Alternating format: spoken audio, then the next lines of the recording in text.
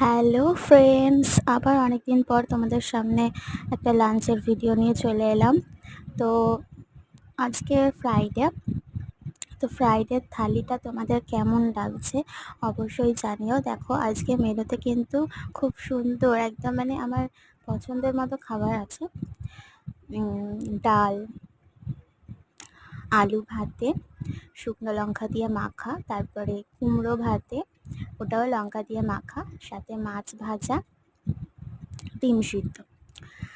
তো মা বলছিল যে সোয়াবিন করবে, কিন্তু আমি বললাম সোয়াবিন করার থেকে এরকম মেনুটাই ভালো। তো আমার তো এই মেনুটা খুবই ভালো লাগে, আলু ভাতে দিয়ে, লাল লাল আলু ভাতে, তার সাথে ডাল, উফ, অসাধারণ। তো ডিম সিদ্ধটা আমি খাচ্ছিলাম, তো হঠাৎ করে আমার বোন এসে বলল, ও তো মাছ খায় না, আমার বোন মাছ খেতে চায় না। তো ও আমার কাছ থেকে ডিম সিদ্ধটা নিয়ে চলে গেল। আমি দিতে চাইছিলাম না, কিন্তু ও এমনই করছিল বায়না, দিয়ে দিতে হলো বাধ্য হয়ে। আমি শুধু আলুর চোখা, লাল লাল আর ডাল দিয়ে খাচ্ছিলাম। আর মাছ ভাজাটা অতটাও ভালো লাগছিল না, মাছ ভাজাটা নাও হলেও হতো। আমি শুধু ডাল আর আলু চোখা দিয়েই খেতে আমার খুব ভালো লাগে।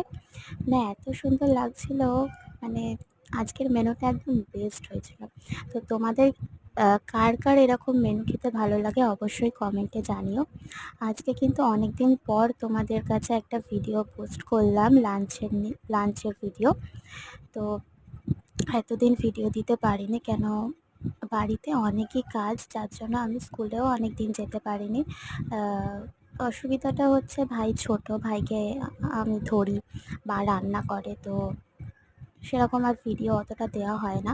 আগে তবুও দিনে একবার করে দিতাম, একটা ভিডিও, কিন্তু এখন তো তাও হচ্ছে না। আজকে দিলাম ভিডিও একটা, ভিডিও তো না দিলে হয় না, একটা তো দিতেই হবে।